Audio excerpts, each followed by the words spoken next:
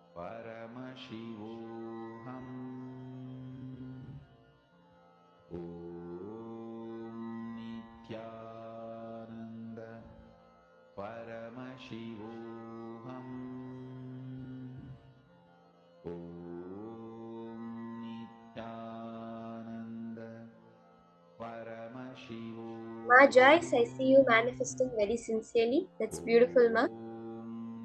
Ma Joyce Liang. Ma Nandini, are you manifesting? Ma Nandini Lakhanpal? Have you kept the bottle?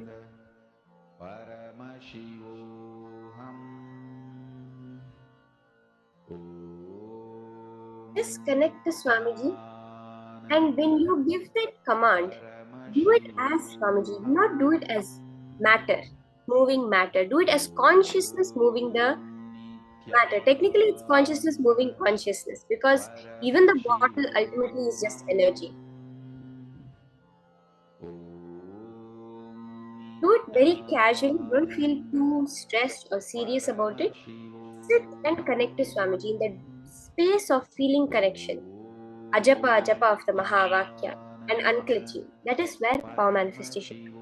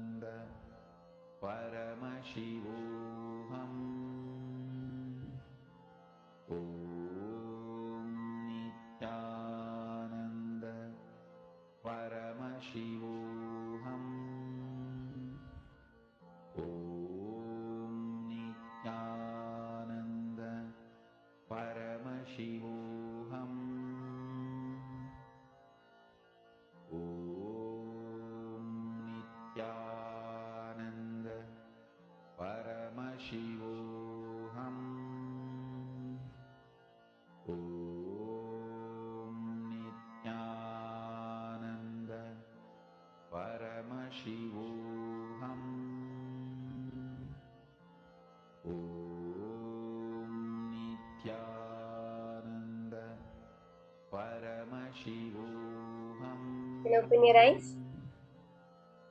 How many of you manifested? I saw Mamutsu, he had manifested in the beginning. Is there, how many of you manifested toppling the bottle over? Or even if you felt the vibration, many times, when you do the manifestation, the bottles start vibrating, that you'll be able to feel that intense vibration in the object, especially if you're doing it with on a silicon. That vibration will be so intense that you're able to feel.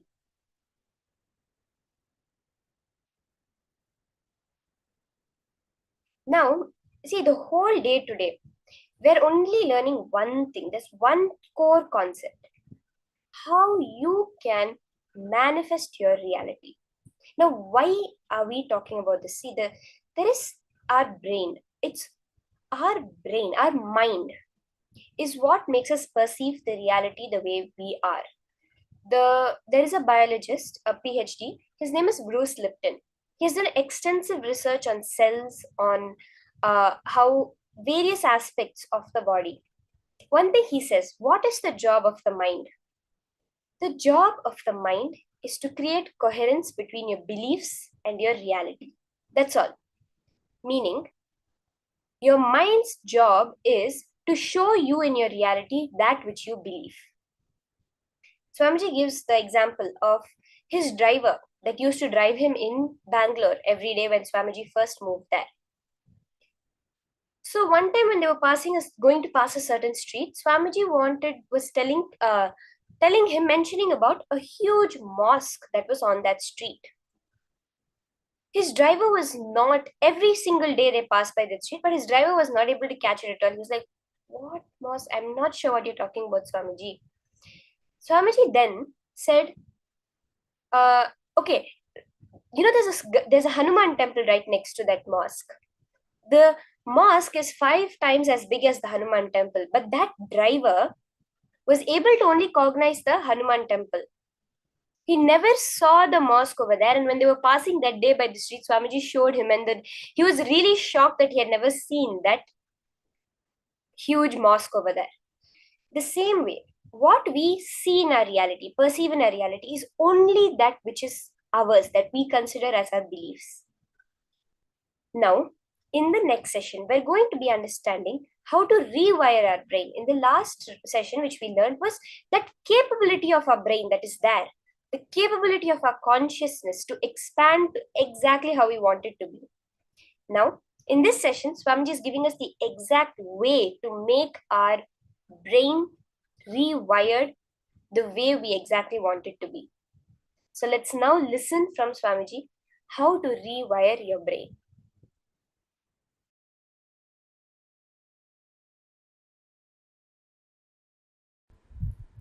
From monkey to man, the whole breakthrough started just by one simple act.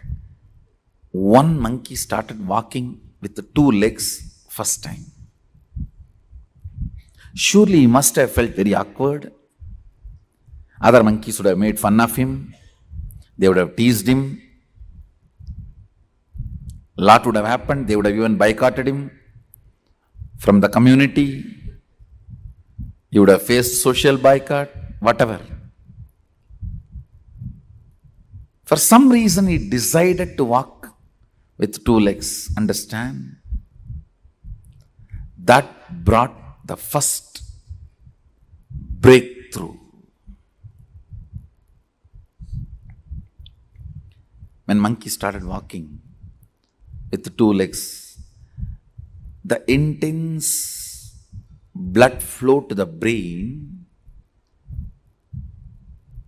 started going with less speed. Less speed means more possibility for the subtle grooves to develop. More subtle grooves means more subtle activities, possibilities opening up. Means more subtle abilities manifesting. That is the way the perception of consciousness became possible for the brain. Understand?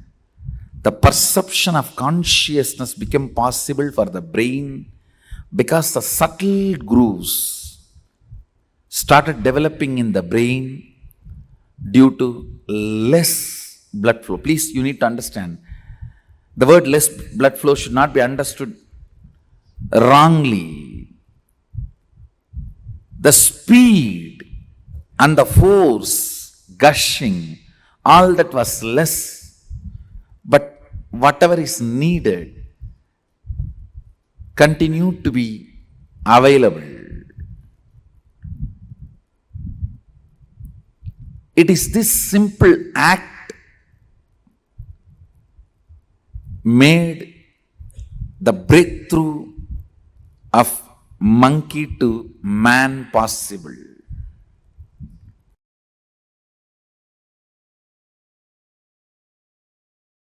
Spiritual growth means your ability to experience consciousness, your expertise in experiencing consciousness. Your expertise in experiencing enlightenment is spirituality, nothing else. The subtle mind with tremendous awareness, the whole blood flowing into the brain, what your brain can catch as the experience of consciousness, subtlety of that experience, your expertise in catching the experience of enlightenment, pure consciousness, that defines how much you have grown spiritually. Understand, your spiritual growth is not defined by whether you have become brahmachari or a swami or a kotari or a tanedar or a mahant. No. It is defined how much you can catch the experience of consciousness, your expertise, the ability of your brain's power, ability of your brain's expertise, the subtle grooves of your brains, its ability and expertise to catch the experience of consciousness. The experience of consciousness, that makes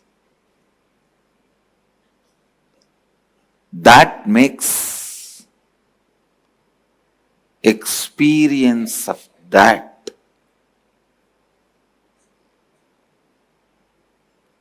makes you spiritual. I tell you, all spiritual practices are just to develop that subtle brain grooves in you to catch the pure consciousness. Whether you sit in the banks of Ganga in silence in Haridwar,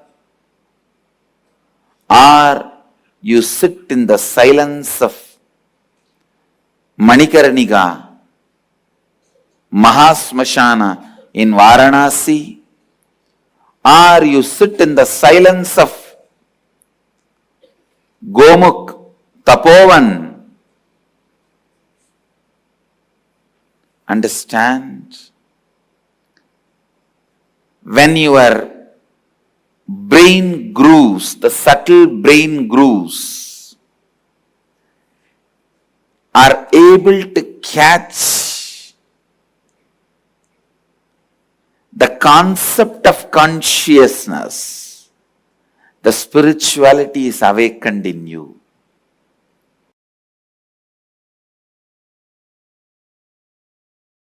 The other concept that, if I try and think about it too hard, really scares me, is because I can't wrap my mind around it, is the idea of infinity. Like the idea of... You don't have to think, you can't grasp, unless your brain grows that subtle grooves which gets awakened by Kundalini. Once the Kundalini gets awakened, then God, the word will become so real for you. The I word will become empty for you. See, when I utter God, it has so much meaning for me. When I utter the word I, it has no meaning other than the word I am uttering. For you, when you utter the word I, it has so much meaning for you. When you utter the word God, it is just emptiness. So the shift will happen when the Kundalini reaches Sahasrara.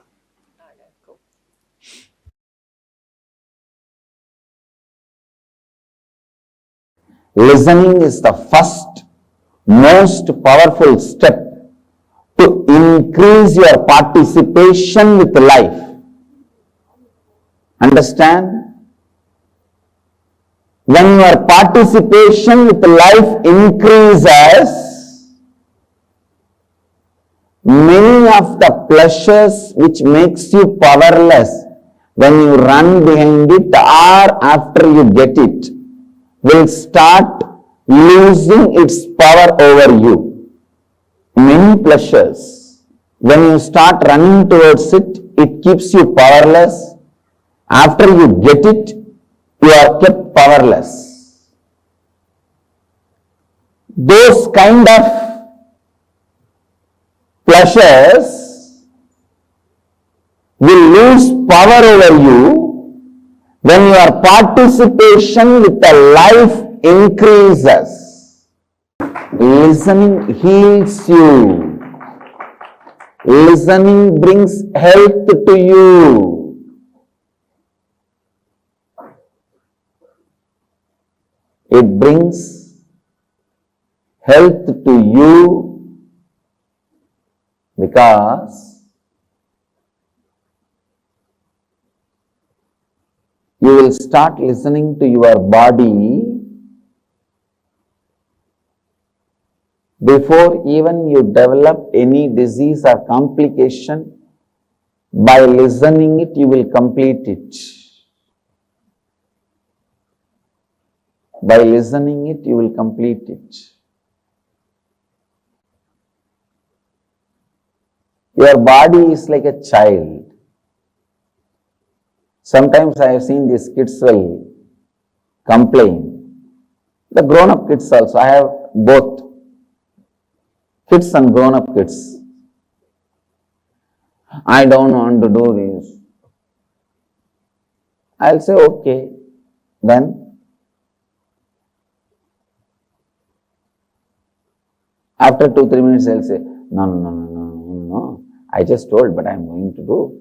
I just wanted to show that I can say no to you, that's all. There is a kind of a silly pleasure. After a few minutes they understand, no, this is not right.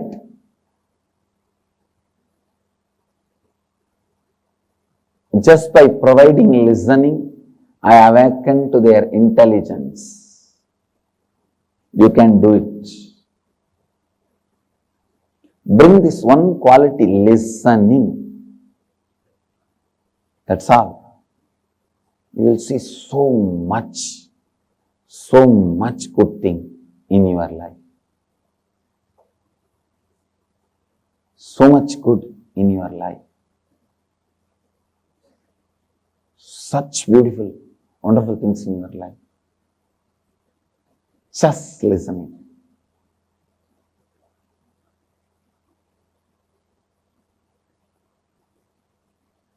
Whether it is office, anywhere, wherever you are, listening. It's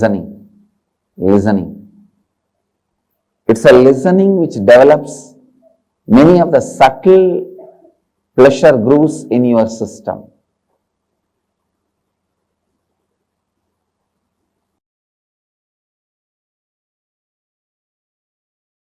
Paramashiva does manifestation, maintenance, rejuvenation, pulling out of delusion and liberation. Satyojata, Tatpurusha, Vamadeva, Ahora, Ishana. These are the 5 phases. He resides in his Supreme Paramashiva Swarupa as Ajomuha, Radhomuha, unborn, beyond formlessness. Is Paramashiva Swarupa. That Paramashiva Swarupa manifests with these 5 phases. As Sadashiva, Tatpurusha, Vamadeva, Ahora, Satyojata, Ishana. 5 phases he manifests and does the Panchakritya, Srishti, manifestation, Sthiti, sustenance, Samhara, rejuvenation, Trobhava, pulling out of delusion, Anugraha, liberation. Understand? He does all these 5 jobs.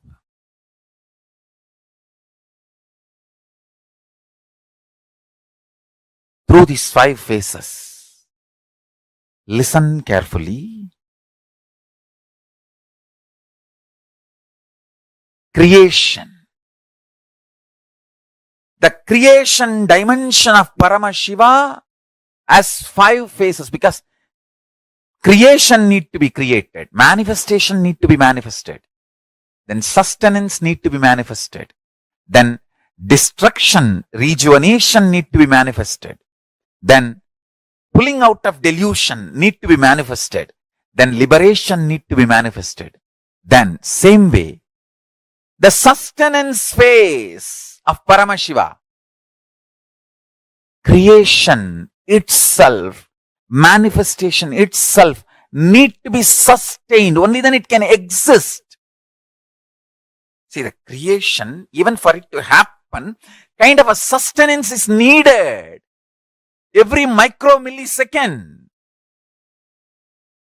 Sustenance is needed even for creation, even for destruction. For destruction to happen, the destruction need to be sustained when the destruction is happening.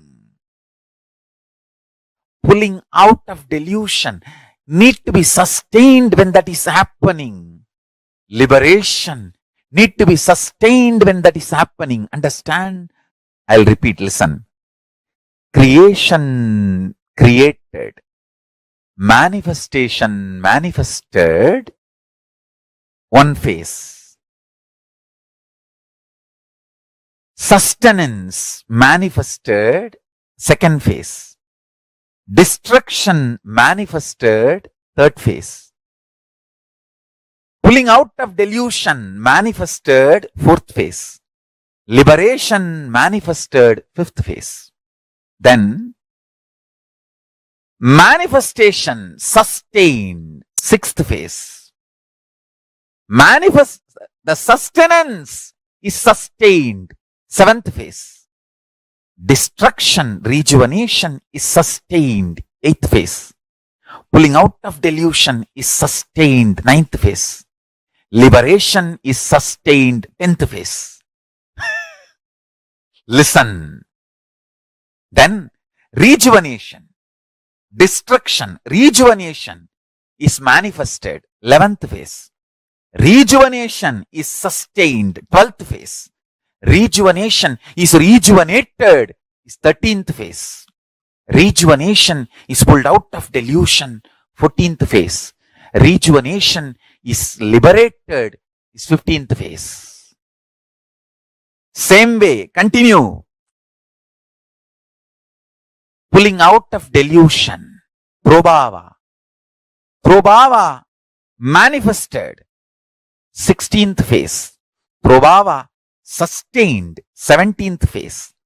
Prabhava rejuvenated. 18th phase. Prabhava is pulled out of delusion. 19th phase. Prabhava is liberated. 20th phase. Then again, listen. Anugraha. Liberation manifested. 21st phase. Liberation sustained. 22nd phase. Liberation is rejuvenated. 23rd phase. Liberation is pulled out of delusion. 24th phase. Liberation is liberated. 25th phase. Listen.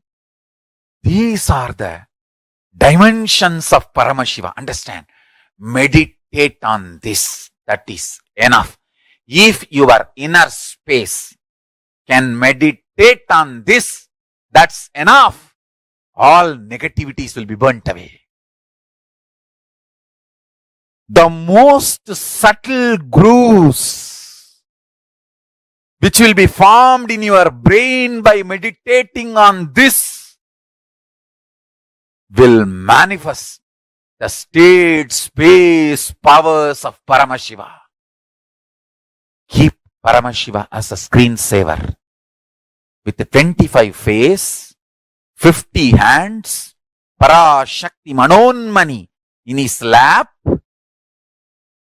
Jatadhari as Paramashiva. Keep him as your screensaver. Go on meditating. Listen to this satsang. Listen to this description. Listen to this satsang and listen to this description. Go on be meditating. Listen. All this 25 is happening now without time gap. There is no time gap. Universes are manifested, sustained for zillions of years, rejuvenated, pulled out of delusion, liberated, all this without time gap. Without time gap, with the period of zillions of years. This too is important line. Without time gap, with the period of zillions of years. Meditate on it. You will understand time as you understand does not exist.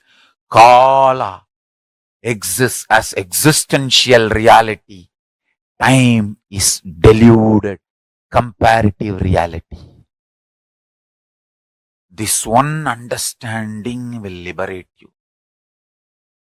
When Paramashiva becomes your fuel and health is built, knowledge is built, life is built, energy is built, you simply radiate Parashakti. It is eternal, I tell you. Just this one understanding. Do not have time-based fear and greed as your fuel, and do not be lazy, dull, dead, bored, depressed. Neither be negative nor be neutral. Fly, come on. It is time. Fill Paramashiva's fuel to you. Paramashivatva's fuel. Let's fly. Understand? Running due to money or lust or fear or greed, Maya matrix, is also stupidity. It is negative. Same way, not running, just dull, dead, depressed, bored, tired, lazy, that is also wrong. Fill yourself with this understanding of Paramashiva. How? All the Panchakritya, 5 actions in the 5 phase, PHASE. So 5 action in 5 phase. 5 PHASE is FACESS. So 5 phases of Paramashiva put together is 25 phases. So listen. When you meditate, all this is happening now. The kind of the energy awakened in you, power manifested in you, I tell you. Only for the Blessed One, Paramashiva reveals himself this detail. Even if you hear, only if you declare integrity to Paramashiva, he will make you understand it visually, even be able to cognize this. Whoever is able to cognize this and feel connected, you are initiated by Paramashiva. Paramashiva is directly blessing you and manifesting through you. Understand?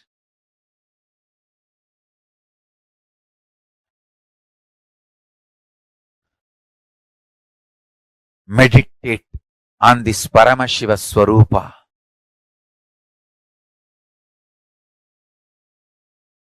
Paramashiva beyond forms and formlessness,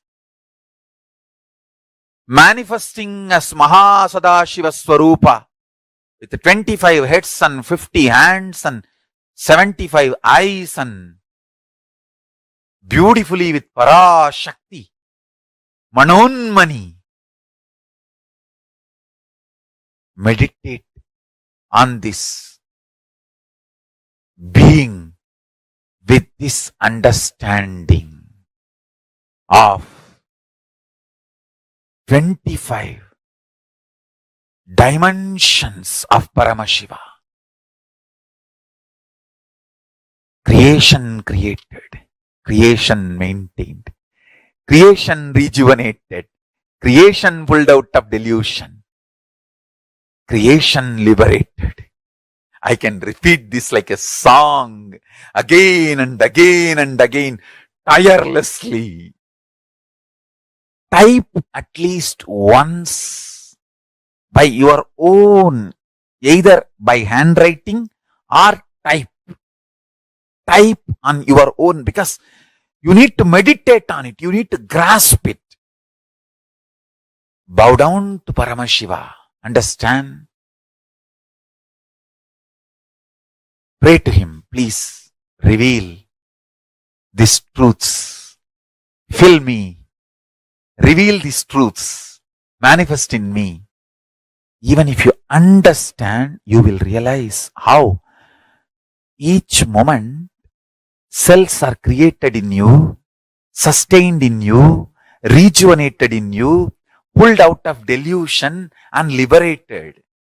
You will see how in your life all these 25 happening.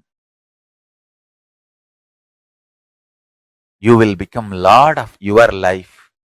When you become Lord of your life, you will simply connect with Lord of all lives.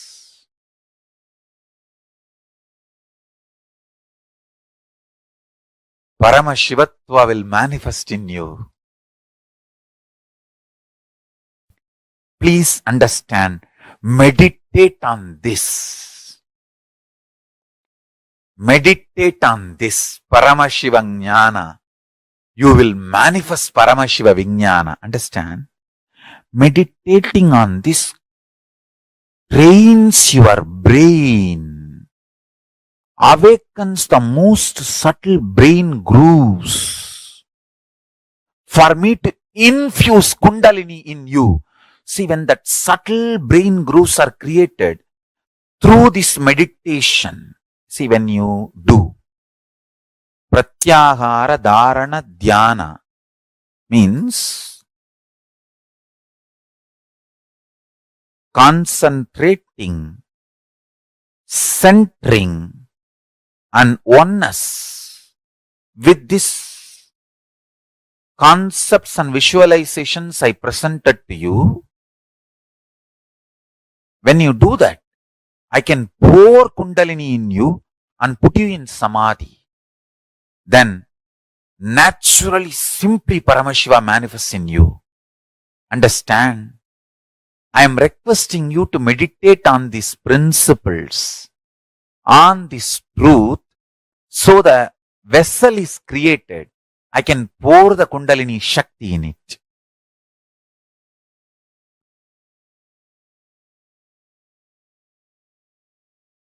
This Paramashiva Dhyana, try to do this continuously. You will see the Kala Bhairava and Mahakali manifest and bless you. Bless all of us.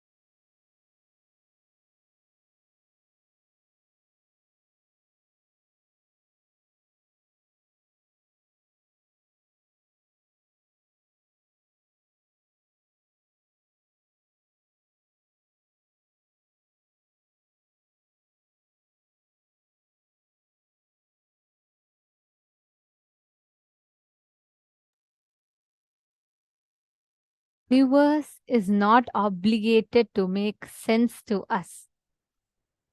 I think Swamiji is like so beautifully given us the essence of the whole thing. The way Swamiji explained, the way Swamiji revealed this whole thing was just so profound, isn't it? How we understand the existence, the nature of reality, and how we can develop the subtle brain grooves, constantly digesting on the powerful cognitions, constantly chewing on these powerful cognitions will make us have like a beautiful expansion in our inner space. And literally, we will be like having understanding a completely different dimensions. And that is what Swamiji is awakening and blessing all of us with. This one truth, if we all understand, the way we understand that the universe around us, the way things function, constantly when you keep chewing the subtle truths, understanding consciousness, contemplating on consciousness, understanding how things function, when you just constantly chew this, and chew this, you will start seeing how beautifully it will start evolving as such a beautiful shift in your very inner space. The way you interact, the way you see that reality, everything will be entirely different. Constantly chewing the powerful cognitions. And Swamiji will tell, that is why Swamiji will tell, anything you cherish becomes you. If you constantly cherish, let's say you watch a movie, right? You cherish those dialogues and they become a part of your cognition.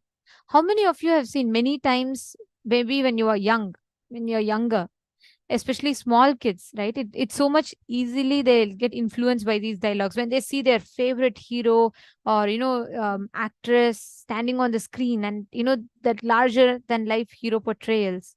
And they give some dialogues. And playfully, we will pick up those dialogues and we will start repeating. We'll think it's cool. We'll think it's fun. And as we grow up more and more, as we keep repeating that, subconsciously it becomes our belief system.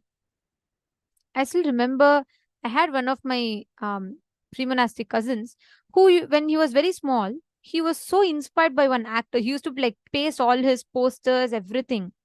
And his cutouts, he used to take the magazine and take that actor's pictures and post it. And he used to keep repeating the dialogues of that actors. Any movie that comes, he used to keep picking up that dialogue and he used to keep repeating. But as he started growing up, that actor used to do a lot of fights and everything in the movie. And I could see how even this kid had started fighting so much. Like he would just simply, he thinks it's cool. Many kids think like that when you watch a Barbie or when you watch, let's say, your favorite characters on the screen. That's why you see so many kids, young kids, or I should not even young, even old people.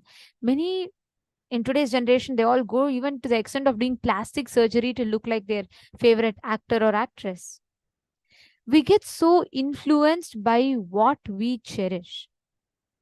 That is why it is very, very important. What are you cherishing inside of you? If you constantly cherish life negative cognitions, life negative patterns, that is exactly what will become reality for you. If you constantly cherish immense life positive things, constantly when you keep cherishing the ultimate powerful cognitions, your brain will start getting rewired. All the patterns that your brain has built, it will start rewiring itself, realigning itself. So now we are going to do a very fun activity. Can you all quickly grab your paper and pen? Going to be doing a fun activity to awaken the subtle brain grooves in our brain. For us to have the Kundalini Shakti infused in our brain. Please get a paper and pen. Are you all ready? Shall we all enter into the process? Listen, meditate on this Paramashiva Jnana you will start manifesting Paramashiva Vijnana. Meditating on this trains your brain, awakens the most subtle brain grooves for Swamiji to infuse the Kundalini in you. We are going to be meditating on the very, very, very powerful principles. Once the Kundalini gets awakened, then the God, the word will become a reality for each one of us. The word I will become empty for us. Now, you can either type or write. We recommend you to write this. Get at least 3 sheets of notebook size paper. You just need 3 pages in your notebook and a pen. And if you're having a paper, make sure you have a solid surface on which you are going to sit and do, because you should not get distracted like you once it starts. Make sure you all are having it and be comfortable. Now, you're going to be writing approximately 25 lines. So, approximately about 7 minutes time. We're going to be taking about 7 minutes to do this exercise. You're going to be writing down what does each phase of Paramashiva represent. Are you all ready? Just connect to Swamiji. And now you're going to meditate on every phase of Paramashiva for all his 25 heads. So now let's get started. We're going to be projecting this for you. You can see the screen and start writing down. Please start. Write down this exactly. If you're typing, type everything by your hand, but writing is more recommended.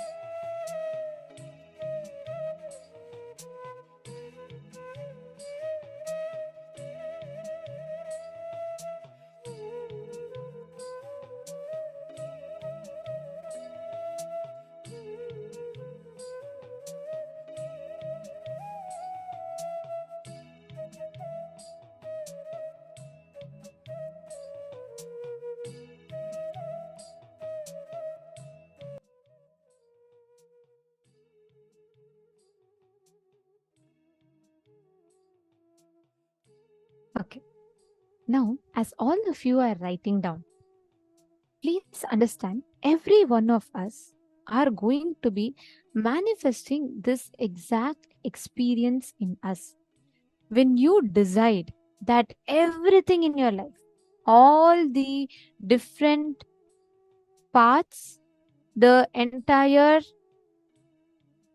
existence of yours completely is in tune with the cosmic happening, that whole cycle, that whole happening is what is called as conscious elasticity, continuously expanding.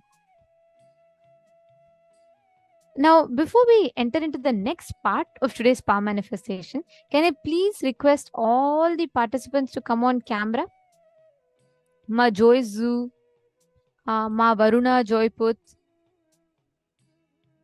Nithyanandam, Ma Varuna Joyput, and Ma Indrani Selvachandran, Nithyanandamma. Can I request all of you to come in the camera and settle down? See, each of you are here today to experience this powerful initiation, which is going to directly be working on your brain grooves and giving you the experience. So it is very important that we understand the experience, what we are going to be receiving. So Ma Christina Chenault, Ma Naina Patel, and Ma Varuna, which place are you from, Ma? Varuna Joyput. Ma Ishan Miao, Ma Guanyon Zhu, and Ma Eating Teng.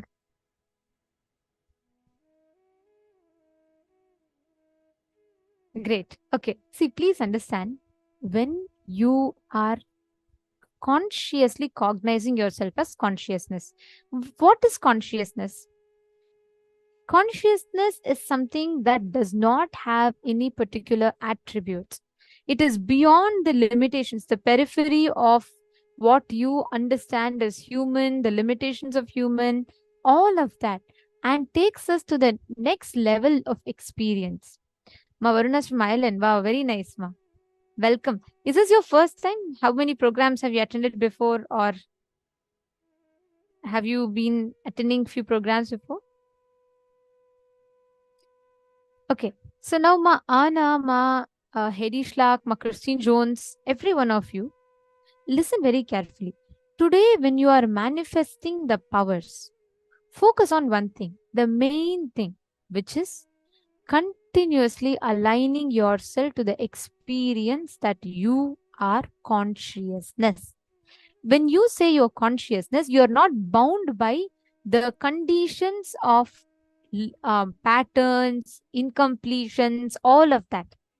When you declare your consciousness, you simply become that formless experience of existence. Are all of you catching it? See, only when you have a certain identity, right? You get limited to those characteristics, those properties, and all of that, right? Now, when you declare your consciousness, you are not anymore bound by those aspects, those attributes of consciousness. You simply become that supremely powerful existence. From that space, anything you do, you will start commanding the existence. You will start commanding the reality in front of you to be able to manifest in the way that you want. You will be able to start altering the experience of reality in front of you. Are you all catching it? Okay. So now we are going to be entering into the power manifestation session. Can I request everyone to bring your water bottle again? We all can continue manifesting with that. It can be half full, empty. That's fine. Anything is fine. It can be full, empty, and actually, empty is not preferred. Sorry, empty is not preferred because I just realized if you have the fan on or anything, because of external force, it should not fall. So at least have it half full or fully full. They both are.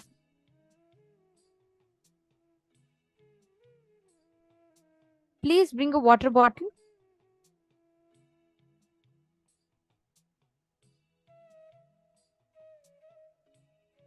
See, one key thing here. Do not limit yourself to the understanding that, oh, I'm a human being. Okay, I'm a woman. I'm so and so. I have so many patterns. I have these relationships. Or I'm a man. I am so and so. I have these many patterns. All of these bondages that you put, the more and more definitions you put, you're reducing yourself into a box, into a strict frame, which will make you rigid. When you cognize yourself as consciousness, you remove all the other layers of extra conditionings you add for yourself and you become pure, free flowing. That is what this power is all about. Okay? Shall we all start? Sit straight.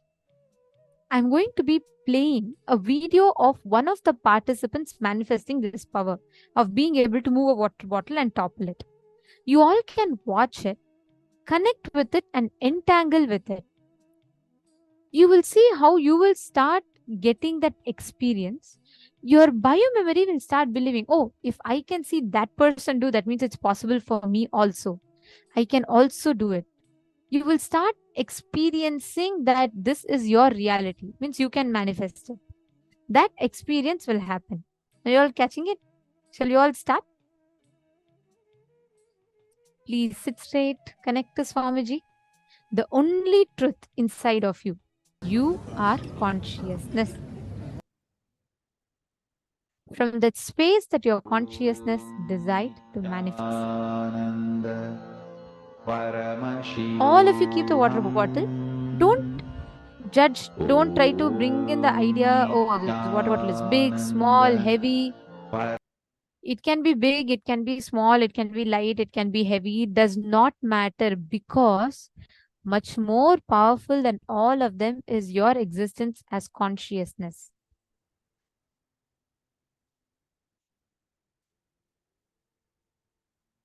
Connect to Swamiji, chant the Mahavakya.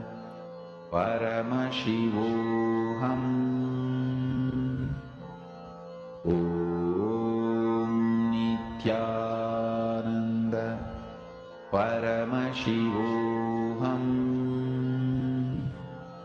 Om Nithyananda Paramashivoham. Om Nithyananda Paramashivoham. Om Nithyananda Paramashivoham.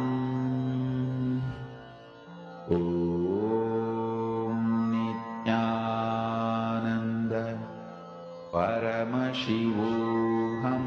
Om Nithyananda Paramashivoham. Om Nithyananda Paramashivoham. Om Nithyananda Paramashivoham.